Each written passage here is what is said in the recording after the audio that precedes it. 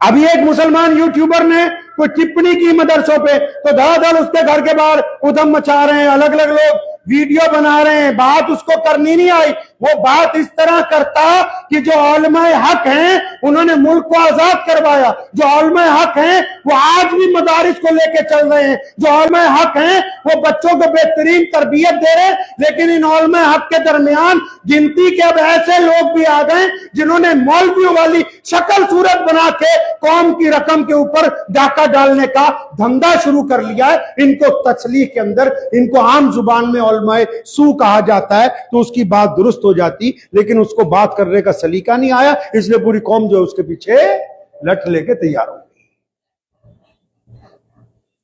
انداز گفتگو درست رکھیں، اور یہ ضروری نہیں ہے کہ گفتگو کا انداز صرف مولویوں کا یوٹیوبروں کا ٹوکو، نہیں، ابتدا تو گھر سے کرنی ہے.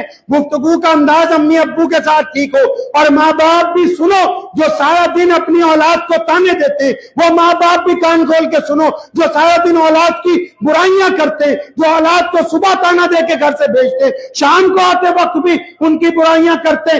یہ جو زبان کا غلط استعمال آپ اپنے بچوں پہ کر رہے ہو، اللہ کے حضور اس کی بھی پکڑ ہوگی. آپ کو ماں باپ اس لیے بنایا کہ آپ ان کو ایک بہترین زندگی دیں، اس لیے نہیں بنایا کہ آپ ان کا دل پھونکتے رہیں اور ان کی زندگی جینا حرام کر دیں. اس لیے تمہیں ان کا ماں باپ نہیں بنایا. اپنی زبان کی درستگی کو نبی علیہ السلام کے حکم کے مطابق لانا ہوگا. زبان کو کھری رکھیں، کھوٹی نہیں، کھری رکھنا ہے. جس طرح قرآن پاک نے کہا، مطلب جس سے بات کرنی ہے صاف ستھری. ابھی کل کی بات ہے، دفتر میں کچھ لوگ آئے، دو الگ الگ خاندانوں کے لوگ تھے. ایک کچھ 3-4 سال سے جاننے والے، انہوں نے کہا ہمارے بیٹے کا رشتہ ان کی بیٹی سے ہو رہا ہے، آپ ہاں کہہ دیں. تو ہم نے انہیں کہا کہ بھائی ہم ان کو صرف 5 سال سے جانتے ہیں، وہ بھی یہ مسجد میں کسی کام سے آئے تھے. صاحب بات کرنے میں تو کوئی گناہ نہیں ہے نا.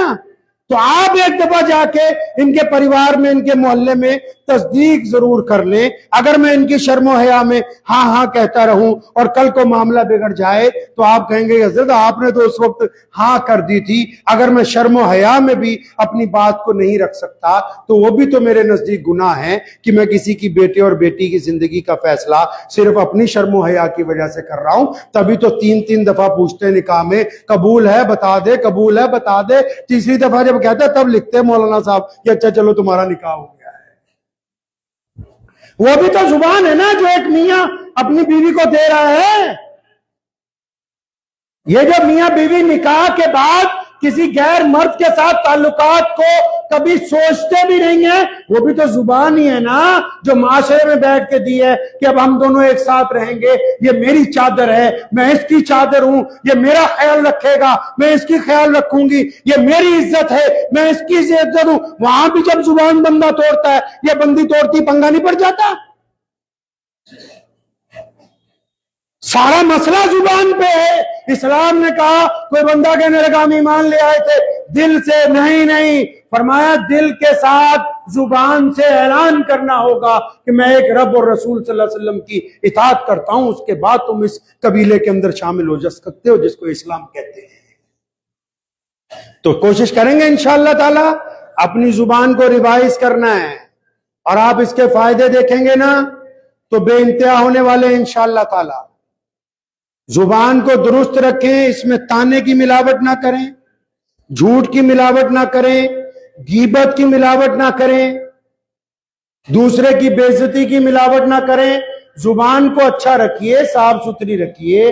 جہاں ضرورت ہے وہاں بولیے، جہاں پوچھا جائے وہاں جواب دیجئے. بغیر پوچھے اپنی ٹانگ مت اڑاؤ ہر جگہ. بنا پوچھے ہر جگہ اپنی زبان نہیں چلانی چاہیے. جہاں بات کی جائے، آپ سے پوچھا جائے تو اپنی رائے دیجئے. جنہوں نے پوچھا نہیں آپ وہاں بھی اپنی رائے دے رہے ہیں. لوگ زبان کے آج کل پکے نہیں ہیں. ابھی